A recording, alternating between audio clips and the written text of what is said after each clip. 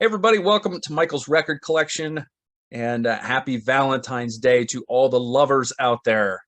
I have two returning guests this week. We're going to talk about the topic of love songs. And joining me are Jon Lamoreaux from the Hustle podcast. You might remember he was on episode 89. We talked about great morning wake-up songs. And I've got Ben Montgomery returning from the Records Revisited podcast. He was on way back on episode number 10 talking about his podcast and record collecting in general, and he was on episode number 60, two milestone episodes. Ben, we were talking about going to see the Who together. So gentlemen, welcome back. Hi. Was that a Morningwood episode? Is that what that was? You know, whenever yeah, I mean, that factors in. Your brain goes there. By the way, speaking of Morningwood, there's a video portion of this because I'm imagining the terror of anyone watching the three of us talking about love songs. Well, you know, Barry White was a sexy individual, and you know, if he can pull it off, the three of us bald fat guys can pull it off. That's right. That's right. I'm going to give you guys each an elevator pitch to talk about your show before we get underway with the topic. So, Jon, we'll start with you because you're on the top of my Zoom call. You were on the call first. So give us your elevator pitch. Tell us about the Hustle podcast, just as a reminder. Was that the Hustle shade at me for being late again? Pretty much. Was that? Okay. All right. No one needed to know that, but you brought it up. Yeah. If you want to go there, out yourself. So the Hustle, we've been around for almost 8 years. I do weekly long-form Marin-like interviews with my favorite musicians, favorite artists. Some of them, in the early days, it was kind of more obscure people. We've been successful over the years, so you'd probably know most of the people that we have on just flex. Nowadays. Just go ahead, just flex. Yeah. So flex. we're one of the, I hear it regularly, we're one of the best music podcasts out there. All right, Ben, tell us about Records Revisited. It's your time in the elevator here. Yeah, we've been doing it this is year 5, and we just talk about our favorite records, and we have guests on. You've been on. We talked about Boston. I did. I'm still not sure why you picked the second Boston and not the first Boston, but hey, that's cool. And Jon's been on. In fact, we've got an episode coming up where we did Friend or Foe from Mr. Adam Ant. Mm-hmm. Yeah, nice. But I have musicians on, but we don't have all the big names like Jon because they don't want to do the homework. They're too lazy to be on your show. Let's be honest. It requires homework. It does. Yeah. It does. It's not easy to rank songs from an album you love. It's really, I think that's hell. That's what hell is like, forcing you to do that for all of eternity, ranking those songs. For some albums, it's really easy because the cream is at the top, and you just, you go, that's my 10, that's my 9, that's my 8. All right. Well, that's why Ben's show is so provocative, because as a listener, you're like, how can you give that song a 6 or whatever? You weirdo. When you're listening along, you just want to get in fights and argue with everybody. That's why it works. I did. I wanted to drop the gloves and go after these guys for the Roy Orbison episode recently, the Mystery Girl episode. I haven't listened to it yet. I have it.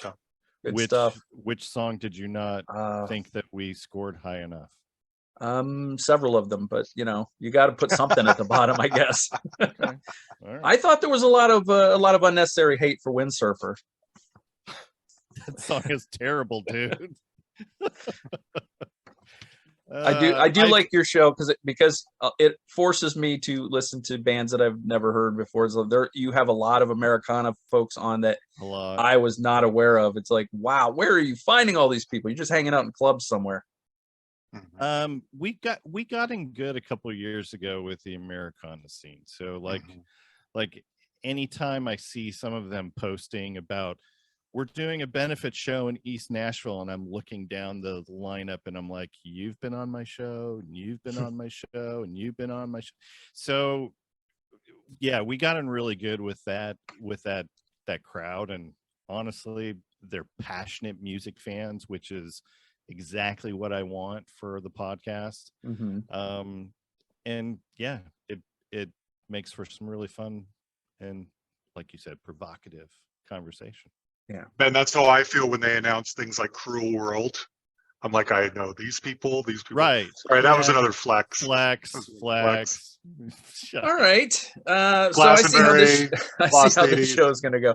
It's a show about love, and we're just gonna bicker all night, like an old married couple. That's Yeah, good John, point. you are the sun, you are the rain. See, now that's the kind of song that I had in mind when this topic kind of crossed my mind. When I was in college, I delivered pizzas for a while, which is a great job for a college kid because you go home with cash in your pocket every night. And when I started delivering pizzas in an affluent suburb of Columbus, Ohio, there was a radio station that actually was in our delivery area. And it was a light rock station called Sunny 95. And every night they had a guy, I think his name was John Simon, and they had like 3 hours of love songs and nothing but love songs. So like Delilah. I was just gonna say, yeah. Yeah. So we had back in those days, most of the love songs you would actually hear were really songs about unrequited love, breakup songs, heartbreak songs. They're not really about love. It's about the absence of love, or not the absence of love, but the absence of the person you love, I guess. But it was a good thing to listen to on the nights when I used to listen to my baseball team lose a lot of games while I was delivering pizzas, and when they were out west and they weren't playing for several hours, or whether it was an off night, I would listen to love songs and nothing but love songs. And sometimes we would deliver actual pizzas to the radio station, to the guy who was doing love songs, nothing but love song. And let me tell you, that guy did not tip. Really? Did not tip. I was not a fan of the fact that he did not tip. But you do realize how much DJs make, right? I was just gonna say that I think the whole radio industry is like on a shoestring. But occasionally he would play my request though if I just told it to him in person. So there you go. Yeah, that would be good. That's so the assignment was to pick 5 love songs and bring them to the table to discuss tonight. And the idea I kind of had in my mind was that light rock sort of style love song, but you guys surprised me because there weren't any parameters given to you on the assignment, so you came at me with some different types of songs, and I'm not mad about it. I'm here to talk about it. So we're gonna go round robin style. Tell us what your pick is, and kind of what you love about it. Any factoids you want to throw in is fine. We're gonna go with because some of the people are watching this on the YouTube are going to see that John's face is on the top. So John's going to go first, and then Ben, and then I'll go last. And this is not a slam on you for being late, Ben. You weren't that late. We're not that mad at you. So here we go. John, it doesn't matter what order you went. I don't know if you even ordered them, but go in any order you want. Tell us your first song. All right. I didn't put them in any real order, but I think I'll start with one of the most obvious choices that I could think of is My Girl by the Temptations. And the reason I picked this song is because it is my belief that it is the greatest song ever recorded. Now, that's not to say that it's my favorite song of all time, but I think it's just about the most perfect song ever written. When you consider, first of all, just the message of the song is universal. It's sweet and simple, yet profound. The voice of David Ruffin, I'm getting goosebumps just thinking about it, is probably the voice of Motown. When you think of Motown, I think of David Ruffin's voice. And the MVP to it all, to me, is a arranger by the name of Paul Reiser, and you're all thinking of the actor-comedian Paul Reiser. The house arranger for Motown back in the day was a black gentleman named Paul Reiser. And whenever you hear strings or orchestration or whatever on any of those old classic Motown songs, he is the one who put those things together. If anyone has Showtime, there's a fantastic, excellent, unmissable documentary on Motown on there. I can't remember. I think it's called Hitsville or something like that. And I've tried to find Paul. I can't find him anywhere. I would love to have him on the show. But I am of the belief that this is the most perfect song ever recorded. And I got to visit Motown once on a business trip. It should be bigger and better than it is. It kind of is a little rundown, which makes a little bit of sense because it's really just a small house. But someone needs to pump some money in there and get some better tchotchkes and some better swag and some better stuff. But you go in the studio, and there's pictures of the Temptations on the wall. All the microphones are dangling from the ceiling. They're not on stands. They're dangling from the ceiling, and you see pictures of people like the Temptations, the 5 of them, standing around in a circle around the microphone that's hanging from the ceiling. And you're just realizing that you're on sacred ground. You're in a hallowed space where the drum kit in the corner is the one that was used for like Nowhere to Run To by Martha and the Vandellas. The piano sitting there is probably what Stevie Wonder used for Lately or something like that. You can go into the office where the lady who answered the phones and handed out the mail, and there's the original like couches and chairs, and you sit in the couch and you realize Smokey Robinson's ass has been right where my ass is right now. Diana Ross was sitting right there, and all of them grew up right there within like a few blocks. How much genius, how much mastery existed within a few blocks of this one spot in Detroit. Anyway, that was a long preamble to just tell you that's why I think My Girl is the most perfect song ever recorded. Ben, you got anything for My Girl? Sorry. I way overdid that. I'm sorry, guys. No, it's good. They won't all be like that, but I'm passionate about this. I'll second Hitsville. It's sacred ground. Like you just walk in and you just go, there was so much that was created in this space, and it's not a big space. No, at all. Like it's essentially 2 small houses put together. Yeah, it's a great song. I don't go there. I don't really go there. I feel like I've heard it so many times that I'm just like, I know. And I don't expect anyone to see it differently after I've said that or whatever, but I am putting a stake down as someone who loves music more than 99% of the people on this earth, as the 3 of us do, to settle on one song being the most perfect ever recorded. And this is it. I had to give it a shout out. Yeah, there were some things I didn't know about this song. Just looking into it, getting ready for this show, didn't know it was the Temptations' first #1 hit in the U.S. I didn't know that it was. I don't know how I didn't know this. I didn't know it was written by Smokey Robinson and Ronald White, who also produced it. And I didn't know that it was the first single by the Temptations to feature David Ruffin on lead vocals. Ooh, I didn't know that either. Wow. So that was that's all interesting stuff. Watch the miniseries. You can see how David came into the band. Oh, okay. Changed the dynamic of the band. All right. Cool. Good pick. Way to start us off here on our love songs. Ben, you are up. So I'm starting with it's my wedding song. So it's Mark Cohn's True Companion. It's actually one of the few artists that my wife and I can agree on. We don't agree on music, but it's just a perfect song. I don't really have. Was I supposed to do research like John did? You didn't have to, but just that was all off the top of my head, Ben. That wasn't research. That's what lives up here in this bald dome of mine. You're amazing. I know. Amazing, John. But anyways, it's off of the same album that has Walking in Memphis. He was supposed to be the next big thing. He won a ton of Grammys for that, and then he's had a decent career, but he's definitely a club type performer, and this song is a staple of that of his set. So yeah. It's a nice song lyrically. I can see why you picked it. I can see why it's your song. I'd kind of forgotten about this song, and actually I'd kind of forgotten about that album other than Walking in Memphis. Those 2 songs bookend the album. Walking in Memphis starts it off, and True Companion closes it. So it's an interesting choice for a closer. I think it's a great closer. Yeah. But all right, good stuff. Were you aware of that song too, John?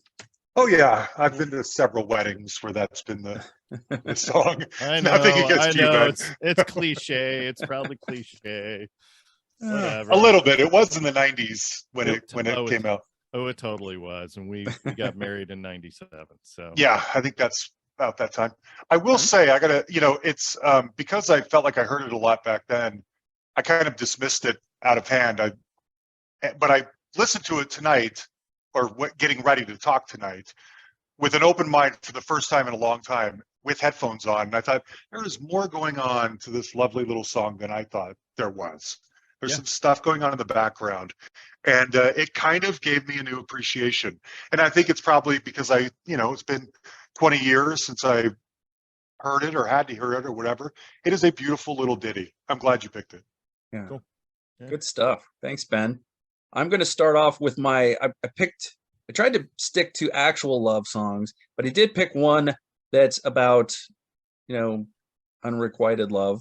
And I'm going to start with that. And that is, weirdly enough, I picked 3 songs from the same year, it was totally accidental. From 1981, it was released in September. From the album In the Pocket, the Commodores doing Oh No. It's a song that was written and sung by Lionel Richie. The strings, the keyboards, the vocals, the lead vocal and the harmony vocals all make this song for me. And it was used to absolutely devastating effect in the 1982 movie, The Last American Virgin. If you've seen that movie. Everything was devastating. Just once, you'll never hear Just Once again the same way after that movie. Yeah, that was as someone who has experienced some of the things as the protagonist of that movie has experienced, that was a rough one to watch. Wow. I don't think I've watched that since like 85. Oh. Is it worth classic. Revisiting? Oh, I haven't seen it in years, but okay. Too many bad memories. It's a classic. I don't recall it having a great ending as far as No, it's like the saddest ending of all time. He's driving home crying his eyes out. Yeah. It's not the way you want to. It's like, okay, well, let me turn that off. It's 11:30. Let me go to bed now. That's not great. But yeah, the song, the way they use the music in that movie is great. And that's where I really picked up on how great this song is. I don't know if you guys listen to it, if you like it, if it's something that you listen to periodically. I don't know how you feel about the Commodores, but this one really is when I think about songs about unrequited love, that's one of the ones that really leaps to mind for me. I almost picked 2 different Lionel Richie type songs. So I already kind of mentioned You Are. I feel like that is just a perfect pop song. And I almost picked Endless Love, but I thought that was going to be way too cliche. And I would start quoting Happy Gilmore if I picked that one. So I didn't. You Are might be the actual opposite of this song. You Are a No No. Yeah. Yeah. Maybe. Might be.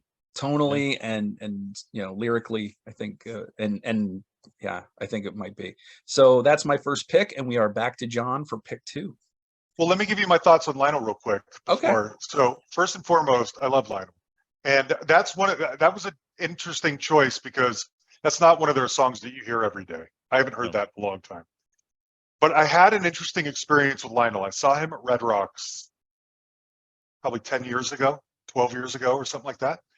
And it occurred to me when seeing him live that, first of all, 80% of what he does is a ballad. Because I was thinking it would be, you could do All Night Long and then a ballad, and then You Are and then a ballad, and then Say You Say Dancing on Me the and then a Ceiling. ballad. And after you got through like 5 of those, like maybe Running with the Night, like, I think we might be out of upbeat songs to play. And every time, and he's a great showman, nothing against him, but he would sit down at the piano and start playing a couple notes, and you realize, I don't remember if this is Easy or Penny Lover or Stuck on You or 3 Times a Lady or Lady or Oh No or hello, or you know what I mean? They all kind of sound the same. Once they get going, they don't sound the same. But at the beginning, when he's just tinkling some notes on a piano, they all sound the same. And so that it was a realization, nothing against Lionel, I love him, but you just sort of like, wow, he was working off the same template like daily right then, you know? And he had a ton of success about it. Anyway. Know what you're good at. Yeah, well, made him super rich. Okay, I'm going to go completely the opposite direction. This is the least love song that I have here. And it's from one of my favorite bands of all time, The Outfield. I think most people remember The Outfield from Your Love and a few other songs from back in the day. Voices of Babylon. And they are just one of the great power pop trios of all time. Two of the guys are dead now, unfortunately. They'll never be what they were. And I think most people probably don't even know that in their later years, they released two of their strongest albums of all. One of them, the last one, is called Replay. And it has a song on it called In Your Company. It doesn't sound like a love song. It's not romantic. You're not going to put it on to get in the mood or anything like that. But what I love about it is that it's this super beautiful, positive, lyrical rendition of just being in love. And I just want to say, in the chorus, he says over and over, I'm on top of the world. It feels good to have you near me. And he says, I'm so happy to be in your company. But he's not saying it in any way, shape, or form, in any kind of like treacly, drippy, sappy way. It's in this kind of rockin', upbeat chorus. You just feel the positivity, and it's so nice to hear a song that is a positive description of being in love. And you're imagining, I mean, this is the last album by a guy, he's dead now, but he was in his 60s or so when he put this album out. And so you're imagining someone who might have even been married for a long time. And he's just saying, I'm on top of the world. It feels so good to be in your company. It feels so good to have you near me. And when the way that he says these very simple but profound words, I just think is beautiful. Even though the song is a rocker, it's not a beautiful song. I love it. Yeah. You're shaking your head yes a lot there, Ben. What are your thoughts on it?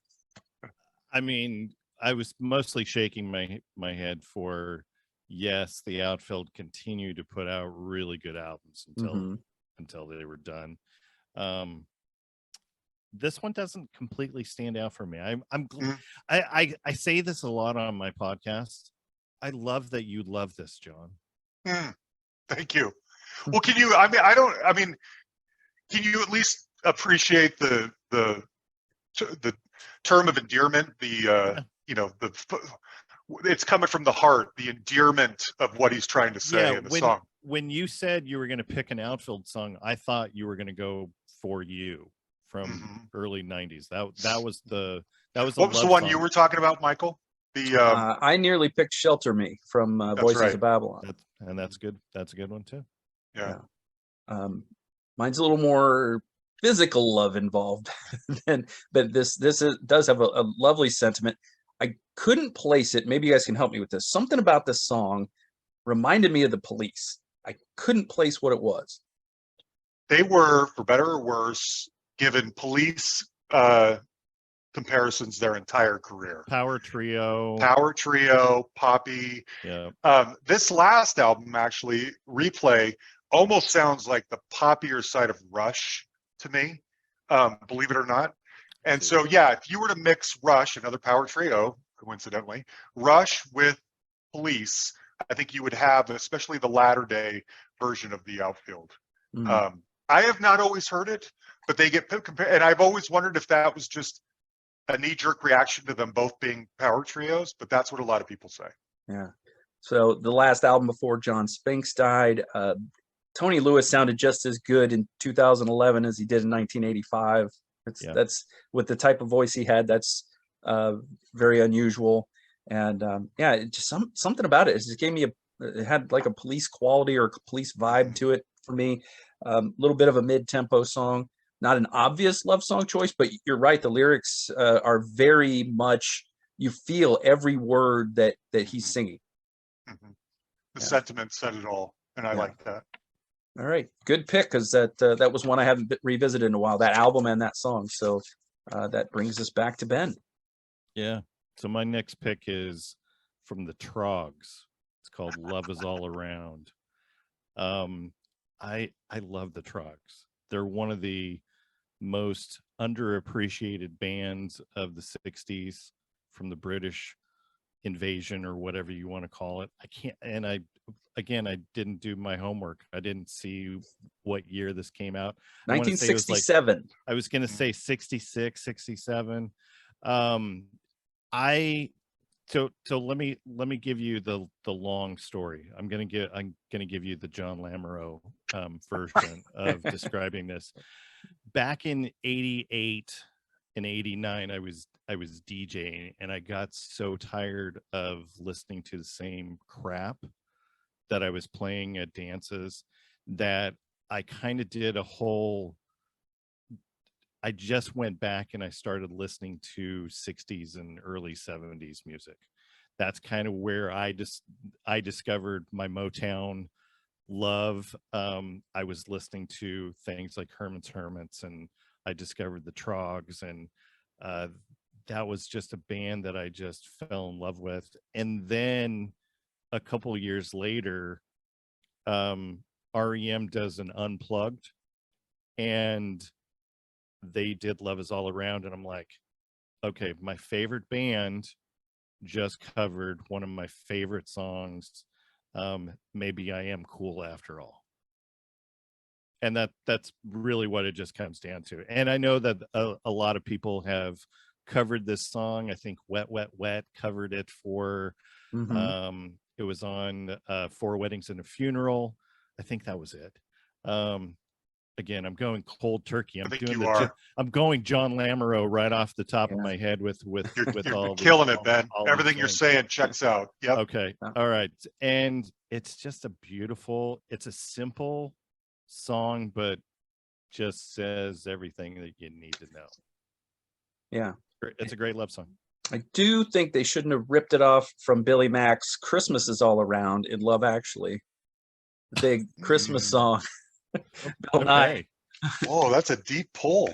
Yeah, wow. that was great. Bill Nye as the aging rock star Billy Mack doing a version of this as Christmas Is All Around throughout that movie. I saw Love Actually once in the theater, and I didn't like it, and I haven't seen it since. I don't remember it. I don't think I've ever seen it. Oh boy, yeah. We need to have a movie night. Maybe.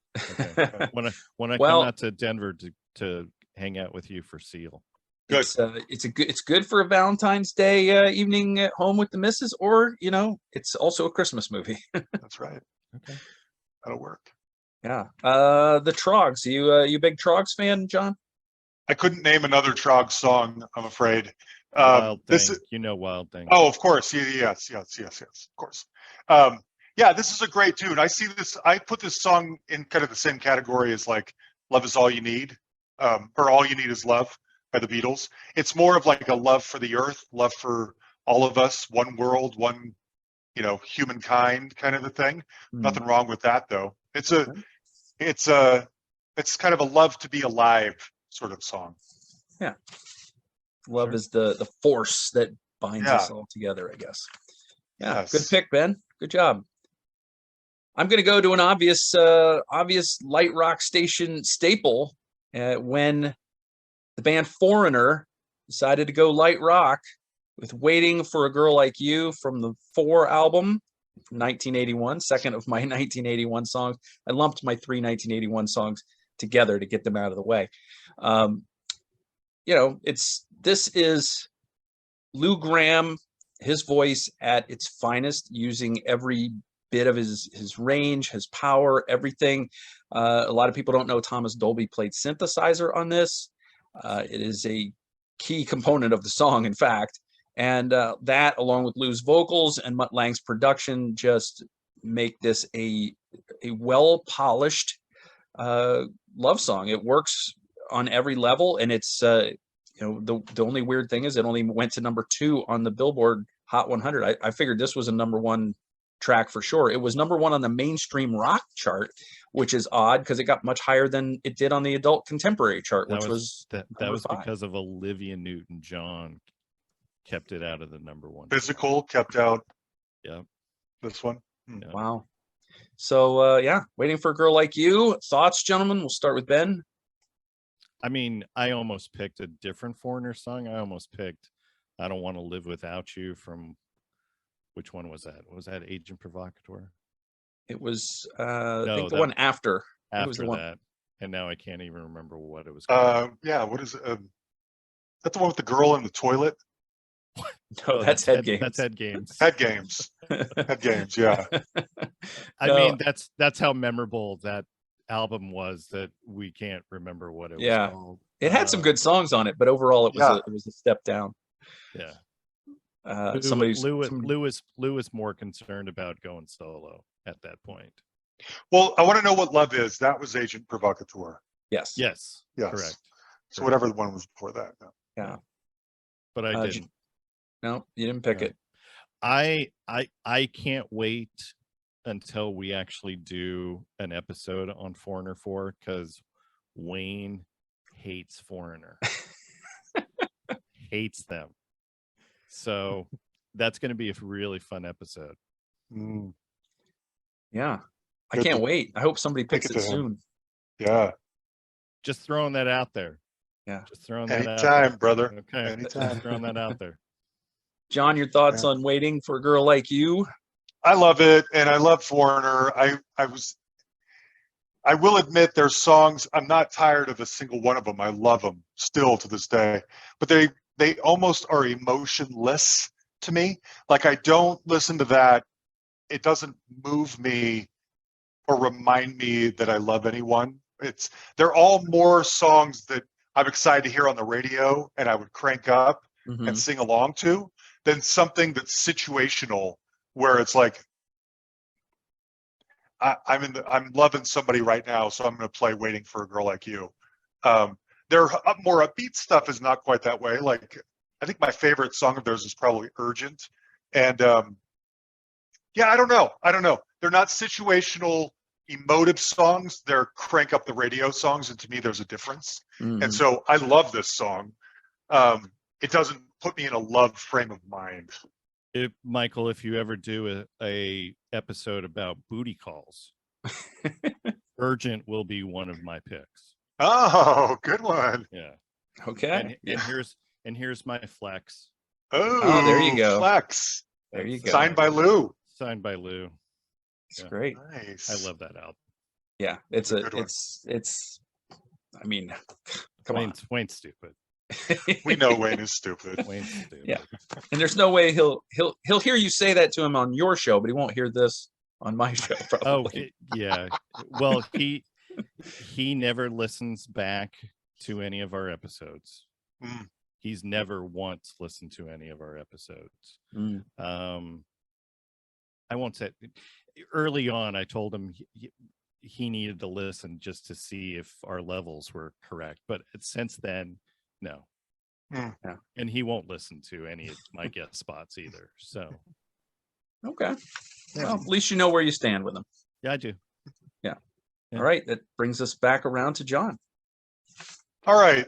The final three that I have, two of the three are specifically around lyrics, which is interesting because I'm not really a lyric person.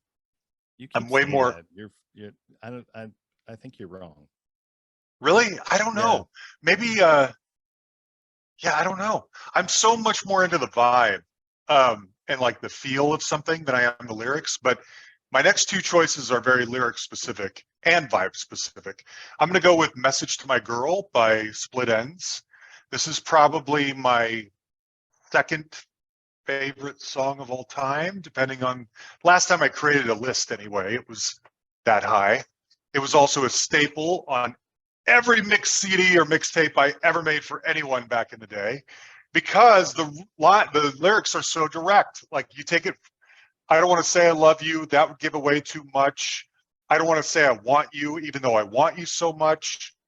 No more empty self-possession, vision swept under the mat. It's no New Year's resolution. It's more than that. And it says so many of the things that a person who is done looking would say. Like I'm through playing the field. I've said all that I've told other women these things. I've said that I love them more than anything, and it didn't work. And I've said all the right things and done all the right things, and the relationship's just fallen apart. I don't want to do that anymore. This is it. I'm saying it once and for all to you, and I'm done. I'm going all in on this. And I love how honest and direct that is. Plus, the song is, to me, romantic and beautiful, and it's written by Neil Finn, who's the greatest songwriter of all time. You have so much wood for Neil, it's not even funny. I do. I just have a giant wood for Neil. Strong vocals. I wrote down great lyrics. That was one of the first things I wrote down here. And this was released when a younger me was in his last semester of high school. So yeah, it resonates. And terrific pick from January of '84. You a Split Ends guy, Ben? Not really. No. I like Crowded House though. Mm-hmm. But Split Ends, I don't know. Never got into them. We've talked about Split Ends, John, and I know that you love them, and I love you love them.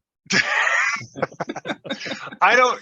It is weird because the first Crowded House album, as I've said before, is probably my favorite album of all time. Magnificent. And what's that? It's magnificent.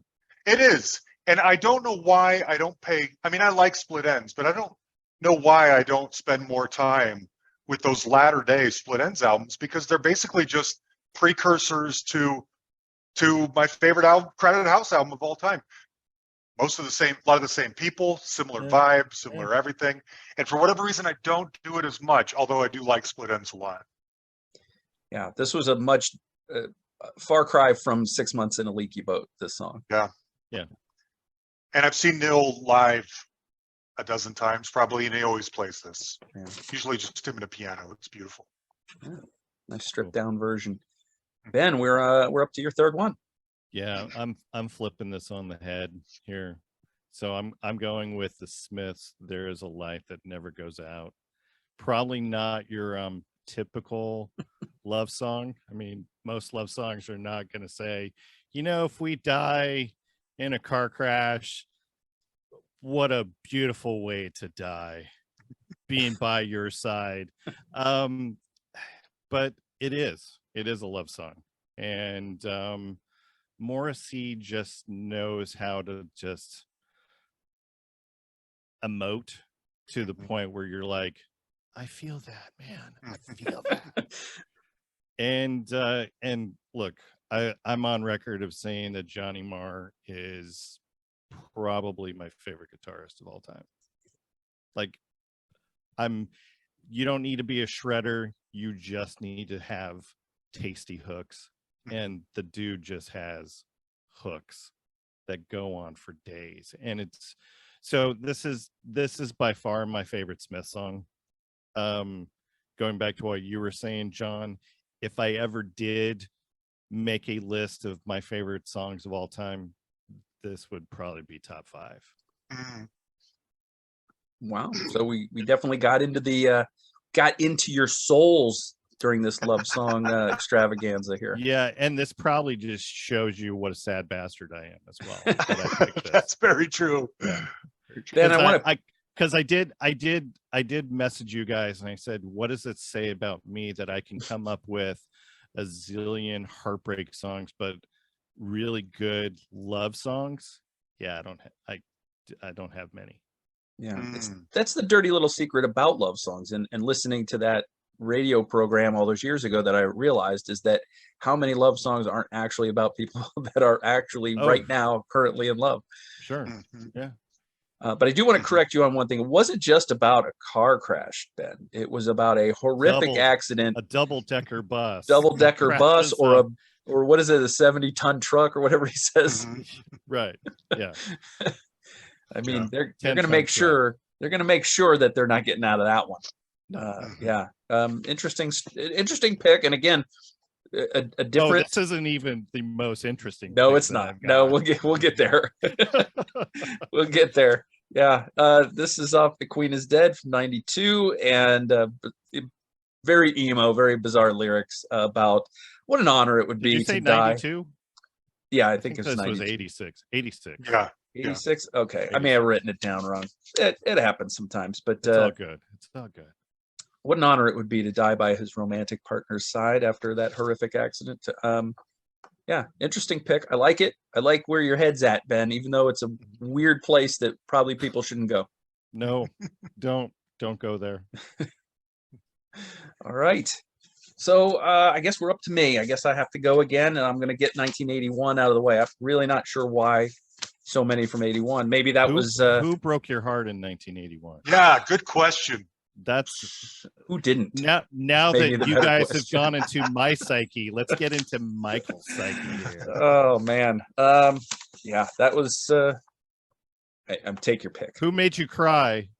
Like I the was Last American Virgin. Who made you cry? I tell you, I was the shortest, skinniest kid in my entire class. So yeah, I wasn't swimming in the ladies back in 1981, but I could roller skate like you wouldn't know believe.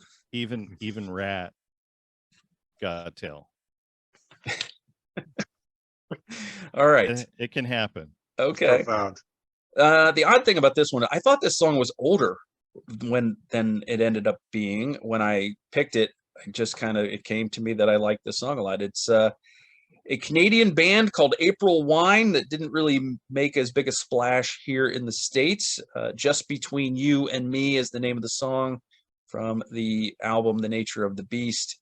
And it was the band's most successful single, and it went to only number 21 in the US. So that tells you, that they didn't really make a dent here, but the guitar tone in this song is so pure and so distinctive. Love the intro and the guitar solo. It is a power ballad that predates a lot of the songs that we think of as power ballads. And this is the kind of song that we come to know power ballads from, is this type of song. And obviously it goes back even beyond that, but I don't typically like also when English lyrics switch to another language, but I'm going to give them a pass since they're Canadian and they switched over to French for a couple lines. But I love this song. It's just a great soft rock power ballad. So I don't know how familiar you guys are with this, but John, do you know April Wine? Are you an April Wine guy?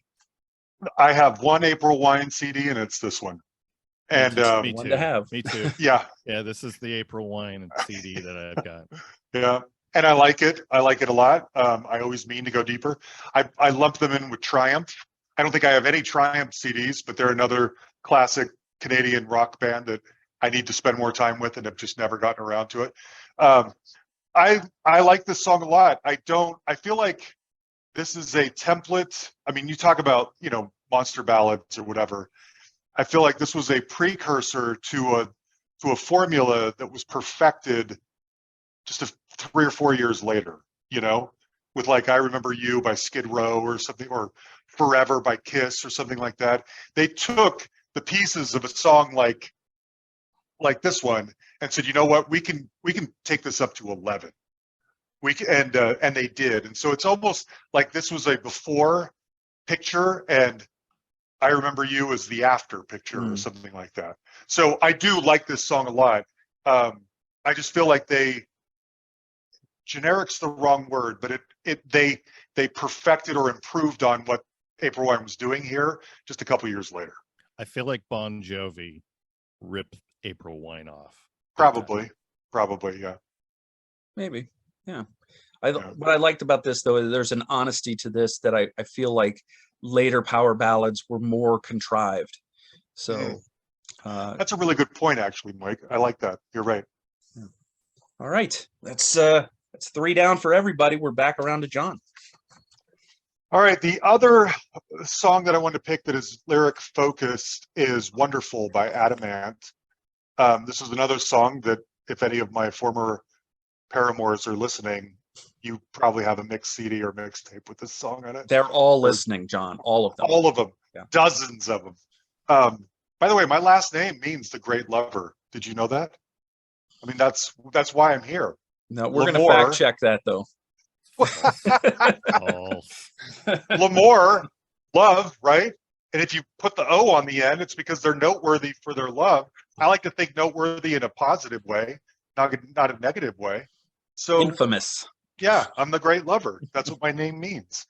Anyway, this was an incredible latter-day comeback for Adam Ant. He had been, as Ben and I spoke recently, he was so on fire there for the first 3 or 4 albums in the 80s, and then fell off miserably. And unfortunately, Wonderful is the one and almost only good song on this accompanying album. It is the only good song on the album, Yes. but it's really good. Yeah. It is.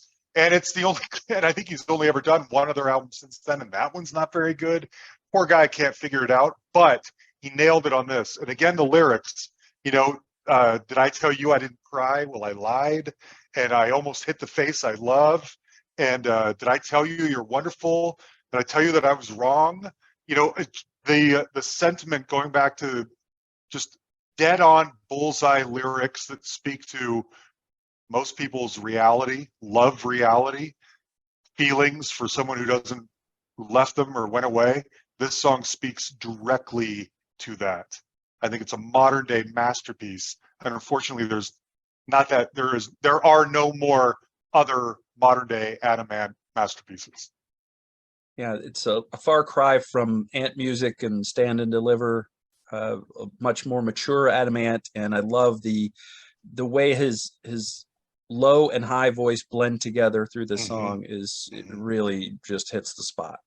You guys are have been doing your Adam Ant research, Ben. What are your thoughts on Wonderful, aside from the fact that it's the only good song on the album?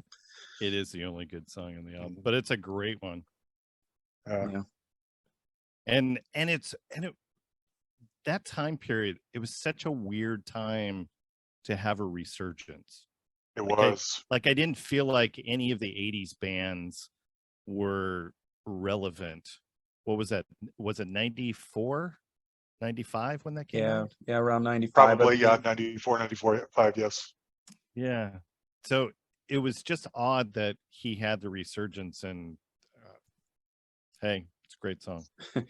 It was strange. In our town, at least, they played that song on the alternative rock station. So we were getting him, and we were getting Thomas Dolby back right around that time as well, as I recall. So it was really? There were a couple guys. Yeah, the I Love You Goodbye must have come out sometime. Oh, I love that song too. Yeah. Yes. That was not played in Utah, which is really weird that really? Wasn't played in Utah. No, it should have been. Yeah. I love that song. Okay. It's a great pick. That is a great pick. All right, we're back around to me, I guess. See, I'm almost good at keeping track of 3 people. I didn't go. Oh, that's right. I'm bad at keeping track. You're bad at it. You know what it was Ben talked last, so I just I know I'm after Ben. All right. Yes, Ben, you're correct. You are up for your next track. So this is my out of left field pick. So this is a band called Say Anything, and the song is called Alive with the Glory of Love. It's definitely an emo song from early 2000s. We actually did an episode on this really early on with a duo, husband-wife duo named Still Electric. And I kind of knew this song, but I didn't know the backstory of it. So the lead singer, Max Bemis, his grandparents were Holocaust survivors. And so this song is written from the perspective of his grandparents, hiding in the ghetto, and just the lyrics are just heartbreakingly beautiful. Let me pull those up. And brutal. And brutal, because it's like, if well, here, should they catch us and dispatch us, those separate war camps, I'll think about you, I'll dream about you, I will not doubt you with the passing of time. Should they kill me, your love will fill me, as warm as the bullets. I'll know my purpose, this all was worth this, I won't let you down. And then there's this raucous chorus at the end of I won't let you down. It's a love song, and it's brutal, but This is just, every time I listen to the song, now that I know what the background is, it's just powerful. It just nails me in the heart. And that's, again, that's my sad bastard thing coming out, where I just it just hits me in a different way. And not too many love songs set during the Holocaust. No. No.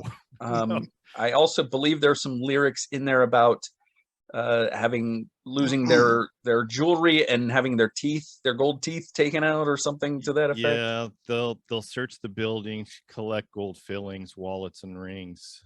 But Miss Black Eyeliner, you'd look finer with each day in hiding. Emo Ouch. Holocaust. Yeah. Oh my goodness, that's a different one, Ben. What made this one stick out to you? The Just backstory that? I mean, of it. Yeah. Yeah. And doing an episode. This is the beauty of my podcast, is we let the guests, for the most part, pick their records. And so we get exposed to a lot of different albums where we probably would not have done. Yeah. And so them picking this record, Wayne and I were just like, all right, I guess so. And then when you get to this song, you're like, yeah. I imagine that was especially true early on in your show, where you're just trying to get the next guest, and you're like, yeah, whatever you guys want to talk about, just come on the show. That's right. It's true. Yeah, very interesting. Were you aware of this one, John? Was this one? No, not at all. Yeah, I wasn't either. I always tell Ben, I listen to his show unless I don't know who the guest is and I don't know what album they're talking about. If I know who the guest is, I'll listen, and if I know the album, I'll listen. Then you didn't listen to this episode. I probably didn't listen to say anything. I may have skipped that one. I'm sorry. No. It's a fun one, though. I will say. I will listen to the album, and then I'll go back and listen to the episode. Yeah, the song was fun. I mean, it's the outlier, the purposeful outlier on this little love playlist of ours. But that's fine. Tells a different story about a different kind of love, and it's just as valid as anything else. Yeah. I would never play it for my wife or anyone else to get in the mood or anything like that, but I might do it to pick a fight or something. Yeah, I played it for my wife when I was putting together my list, and she goes, please don't. I'm like, nope, this is one that I'm submitting. This is the one. Was she concerned? Was she concerned that that we would get the wrong idea about you, or that we would maybe call someone to come and check on you? You guys already know I'm a sad bastard, so it's all good. All right. Good stuff. All right. That was one that was definitely not expected in my head. I was thinking light rock station fare, and this one is anything but that. So I've kept my light rock. Yeah, I've kept my light rock for pick number 5. All right. We'll get you back there. Okay. Earlier, John was talking about the Hitsville studios and the microphone hanging down from the ceiling, and that was the way that this song was recorded. My fourth track, which is not from 1981, but it is from the 80s. It is the love theme from Footloose, also known as Almost Paradise, from Mike Reno and Ann Wilson. This was music by the legendary Eric Carmen, and the lyrics were written by Dean Pitchford. Two iconic 80s voices with Loverboy's Mike Reno and Heart's Ann Wilson teaming up. Their voices just blend so perfectly on this song. It comes off as very heartfelt and organic. It was allegedly recorded one take, and with the two singing into a hanging microphone together, facing each other. Producer Keith Olson recorded it on the one mic, and it was done in one take. And Ann Wilson, but it's interesting. I've seen interviews with both Mike and Ann about this song, and Mike talked about how the song was brought to him, and he instantly said, "If I can have anyone I want Ann Wilson." And Wilson was asking, and she was supposedly, this song was presented to her. You can have anyone you want. And she was like, well, how about Paul Rogers or Robert Plant or Lou Gramm? and it eventually came around to Mike Reno, but it was a fantastic pairing. And the interesting thing about this song too is that Anne had fractured her hand or her wrist or something the day before recording this song, and she never performs impaired. So she went in with no painkillers, with the throbbing hand, and sang it like a champ. And this is an amazing song that it's no wonder that the Footloose soundtrack did as well as it did. But it wasn't just this song on that album, obviously, but this one was one of the most well known from that, and just really captures that love songs and nothing but love songs vibe. So yeah, could you imagine Robert Plant singing the "I swear that I can see forever in your eyes"? Could you imagine him singing that lyric? I cannot. Paul Rogers is a fine singer, but I also couldn't picture him doing this duet with her either. No. Lou, I could see doing it. I think Lou would have done a great job with it. He would have done a good job. Yeah. Mm-hmm. Either of you a fan of this? Is it too cloying for you? I'll interject. I've had both of them on my show. Love them both. I know. Flex time. There you go, Mike. I don't believe Ann and I discussed it, but I'm pretty sure Mike and I did. And he did say what you just said about the one take and the hanging microphone and stuff like that. I love this song. I do feel I put it in the same box that I would have put Foreigner in, which is that it's kind of more the like turn it up, lighter at a concert, more than it is like an actual love song that makes me feel it's like a Hallmark card versus an actual verbal "I love you." I don't know if that even made sense. Whatever it is, it's I see where you're coming from. Yeah, I don't know if cloying's the right word. It's just but I mean, it's a classic. It's a classic, and it's the two of them at like their absolute peak. By the way, shout out to Loverboy. Loverboy doesn't get enough love.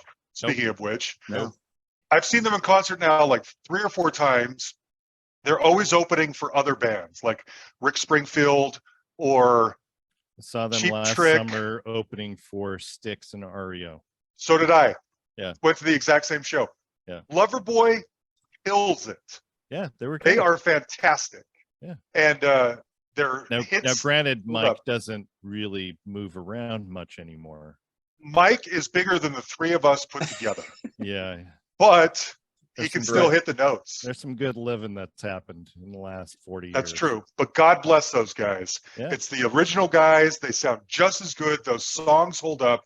Loverboy is a band that I think is too easy for a lot of people to take for granted. Mm-hmm. Stop it. They're worth it. They're great. Go see them. Yeah. They're much more than working for the weekend for sure. Mm-hmm. Yeah.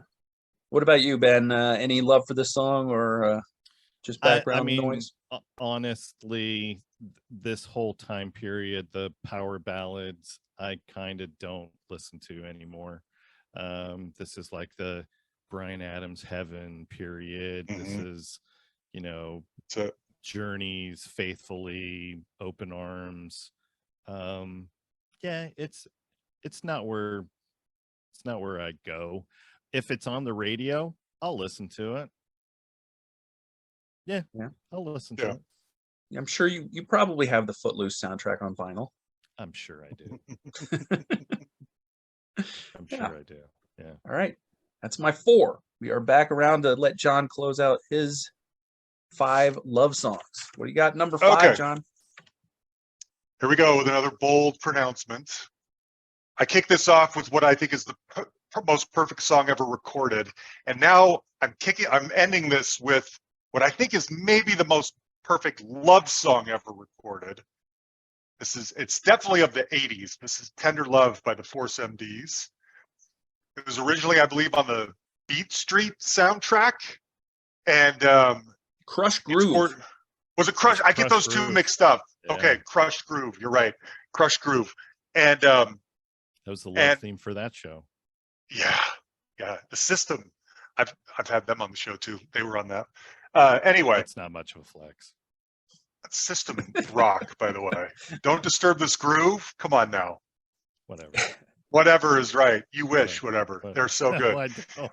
Anyway, that was early on. We've gotten better than that, but I stand by that episode. Anyway, the point is, this song is, to me, one of the greatest love songs ever recorded, definitely of the 80s. I love the vocals. It is exactly what it says it is. Tender love. Everyone's voice holds up.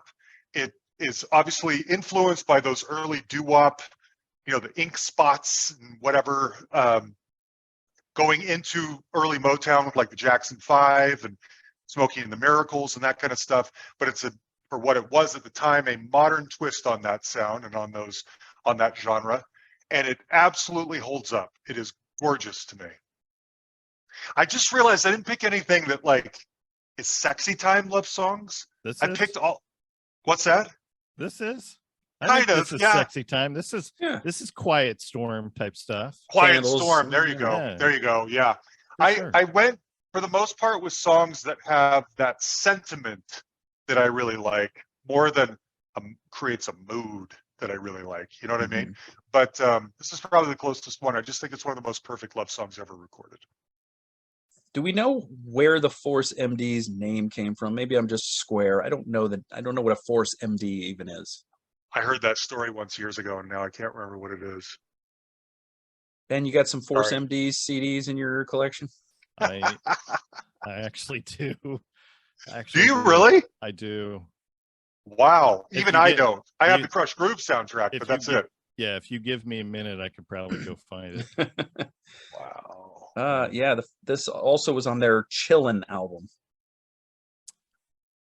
Is that the one? I'm going to Google how they got their name while Ben talks about whatever boring song he's going to talk about. All right, this Oh, was written by you ma- Jimmy Jam and Terry Lewis. And That tells you Legends, everything you need to know legends. right there. Legends. That explains it all right there.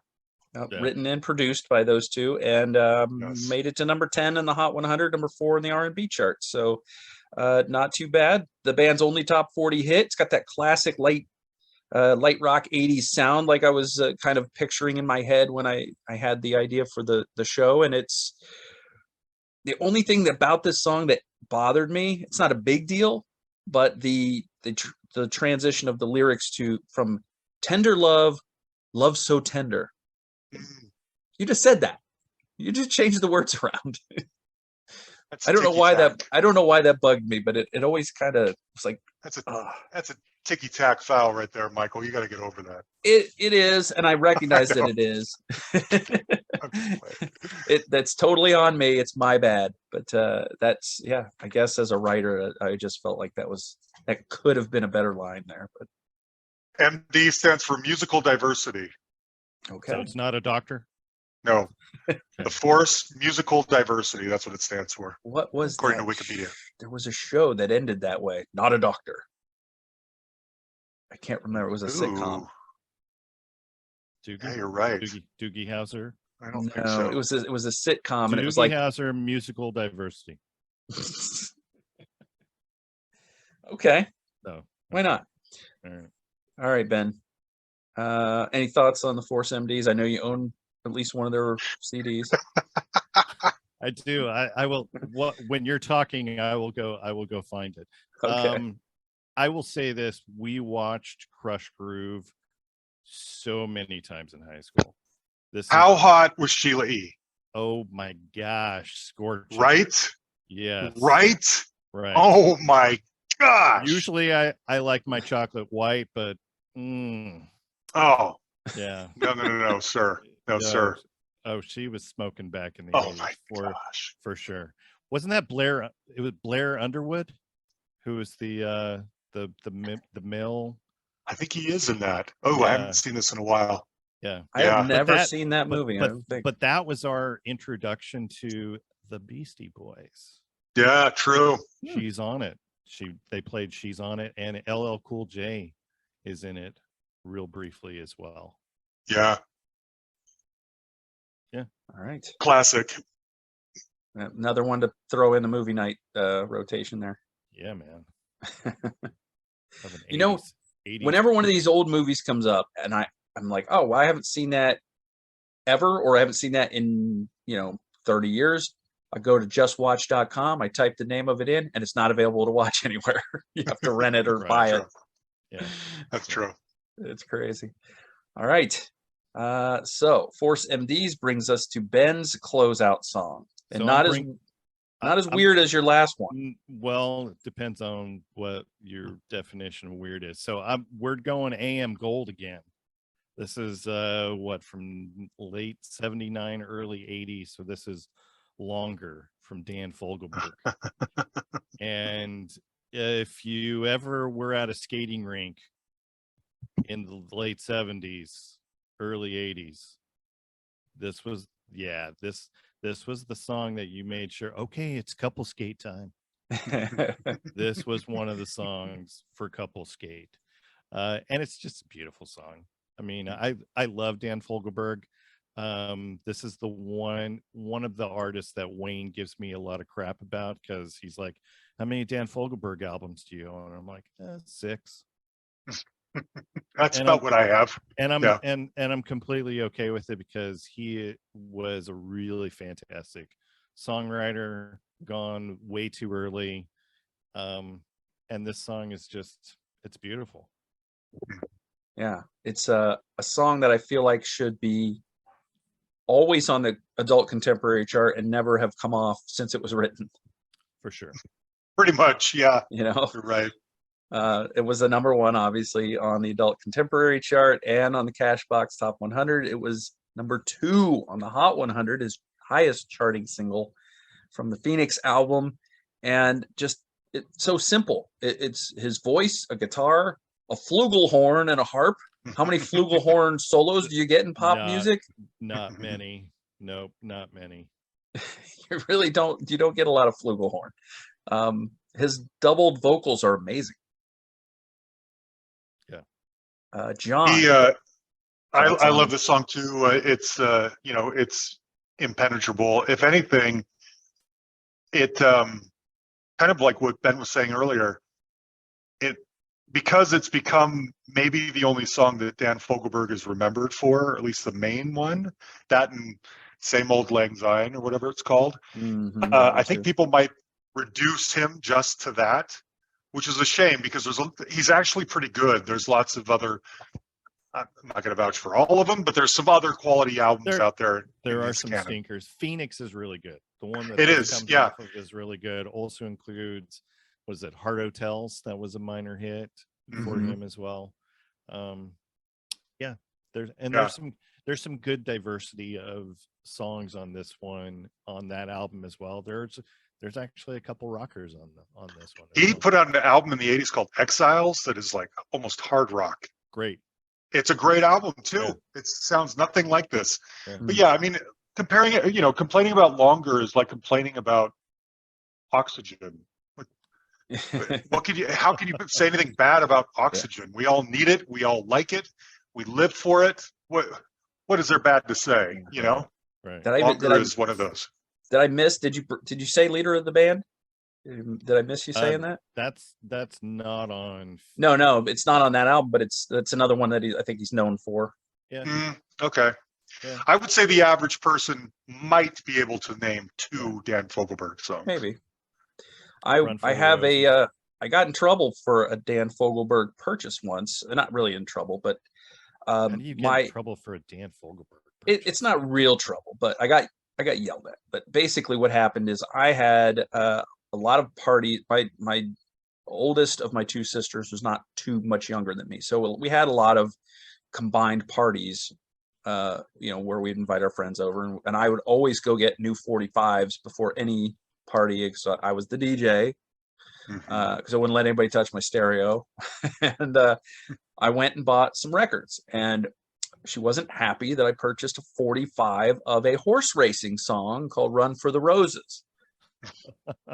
But I liked that song, and damn it, I wanted that 45. So I bought it, and I played it at that party, and I slow danced with a girl to that song. Yeah, you did. Go play. So who really won that battle? You, obviously. Well, to quote a Dan Fogelberg song, it's hard to say.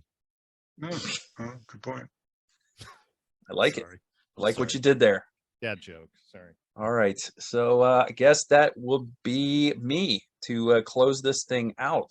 So Are we doing any honorable mentions? We can certainly do honorable mentions. Or do we want to save them all for next year when we do another? Oh my God. Do you know how many love songs will be released between now and February 2024? I kind of blew my wad on love songs this time. I don't know if no, I'm sure I can think of 5 more. All right. Well, we heard from Ben in terms of his and his wife's song. So we're going to close with my version of our song. And it's from my favorite band, no surprise, Genesis, with Follow You, Follow Me from the 1978 album. And then there were 3. My wife once had the words "Follow You, Follow Me" inscribed on an iPod she bought me for Christmas when iPods were still popular and a thing.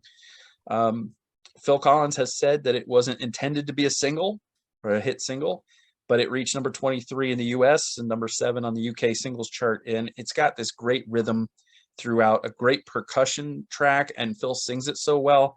And the keyboard solo from Tony Banks in this song is amazing. So Follow You, Follow Me, for me, is my top love song, and a desert island love song, if there's such a thing as desert island love songs. Okay. All right. John, I know you had mentioned you might pick another version of this song. Yeah, the Red House Painters version of this song is my wife and I's song. Sadly, Mark Kozlak turned out to be a douchebag. But prior to that, their version of this was, I don't even remember how it got there. I think I put it on a mix CD for her too, probably when we were recording. But yeah, that's my wife and I's song too. So great pick. I almost picked that one, and I thought I'll go deeper. Okay. Genesis guy, Ben, you like the Genesis? Yeah. I like the poppy latter-day Genesis. I don't like the weird proggy Genesis. Yeah, I would say Genesis self-titled through We Can't Dance, probably. That's probably my era. Okay. After they got rid of that loser Peter Gabriel? Pretty much. You suck. No. They were both better without each other. They really were. I think. Yep, they really were. Agreed. Yes. I love Genesis in all its forms.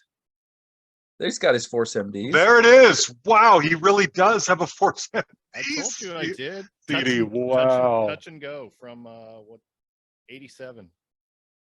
Does not include Tender Love on it though. No. No, that's on Chillin', and you're not chillin' with that one.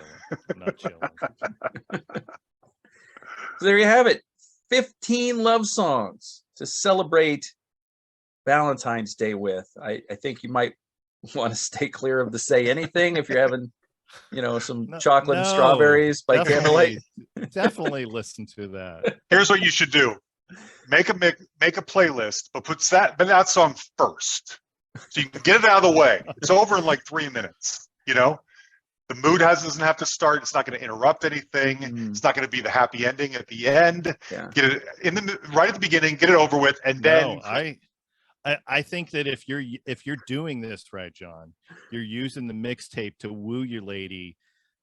Alive with the Glory of Love needs to come last, because that's the climax, baby. Post-coital. That is climax. Yeah, you and your lady are laying there like we just won an Olympic medal, and then that song comes on. And that's right. Okay. I could see that.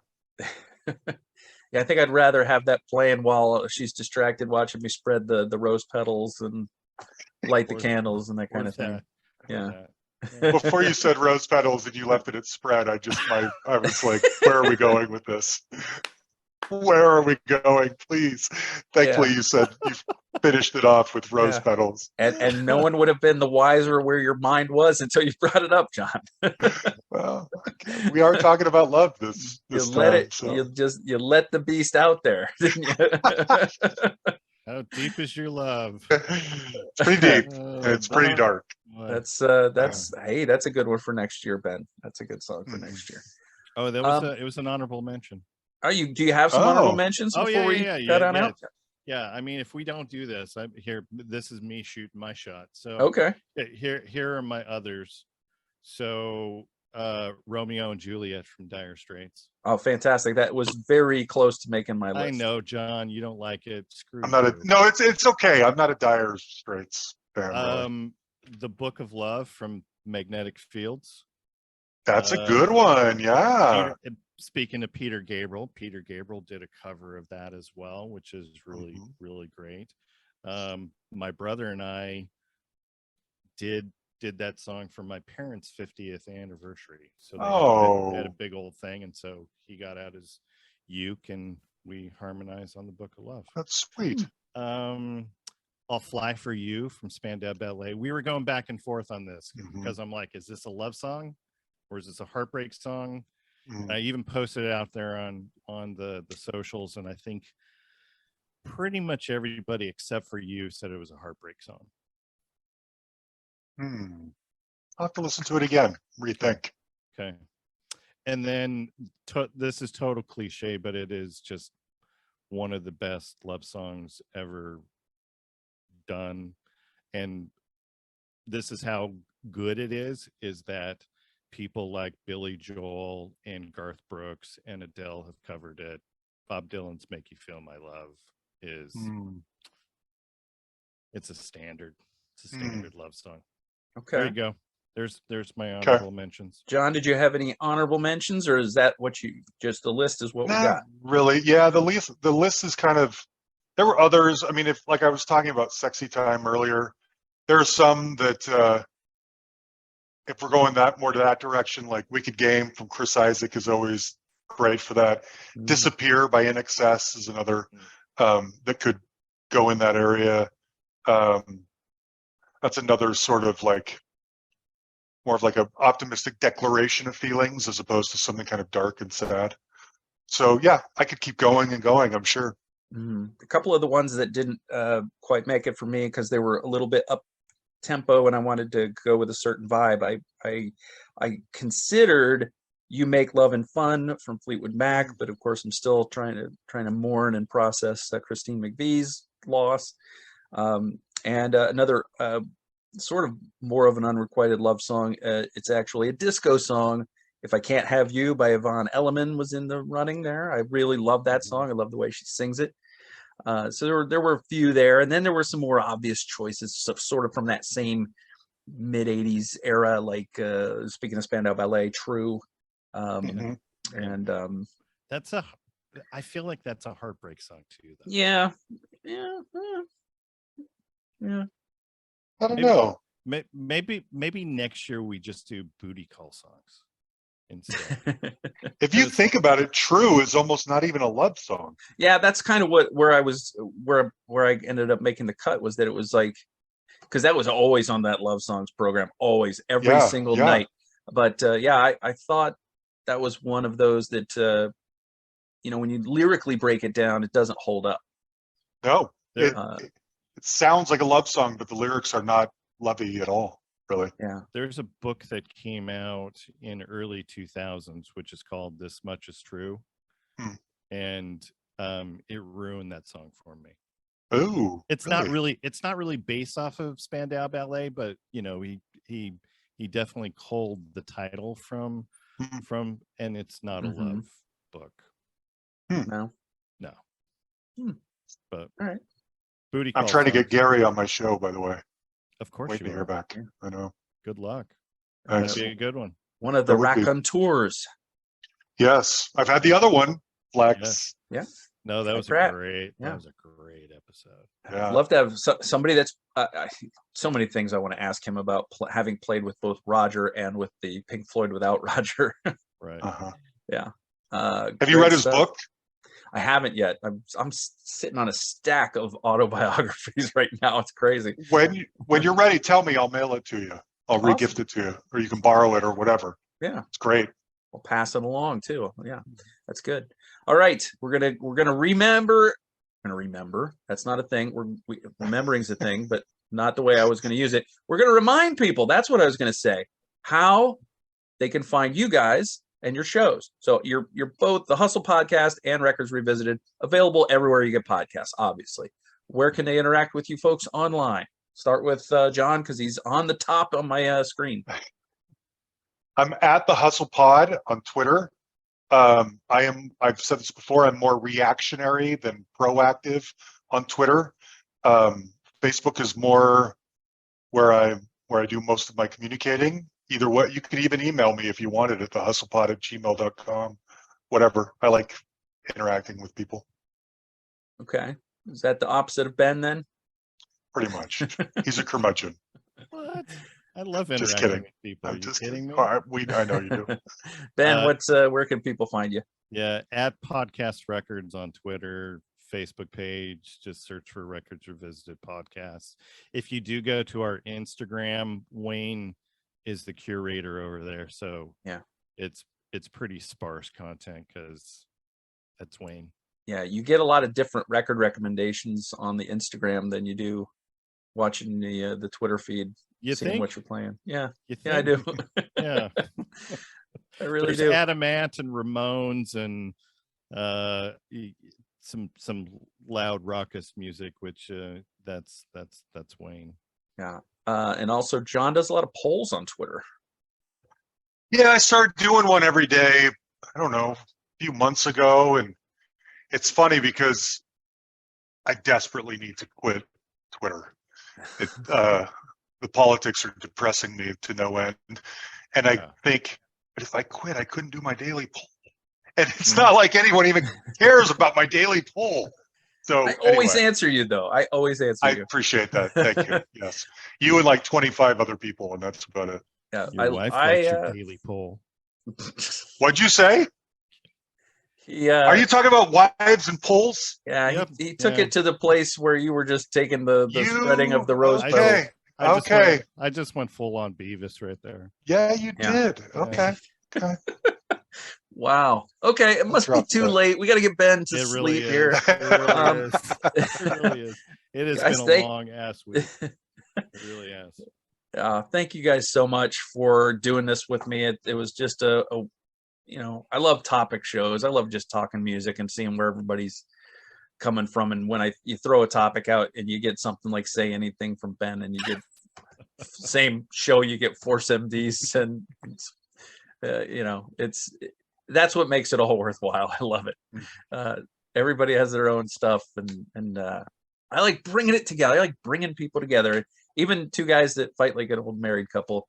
I love bringing you guys together. We love each other, though. We love That's each other. it. Yeah. That is it. Jon Lamoreaux from the Hustle Pod, Ben Montgomery from Records Revisited. Thank you so much for your time. Appreciate it. We'll do it again sometime. I had a great time. Everybody go to michaelsrecordcollection.com, click on all the things, and you'll make me very happy. Have a great Valentine's Day, everybody, and we'll see you next time.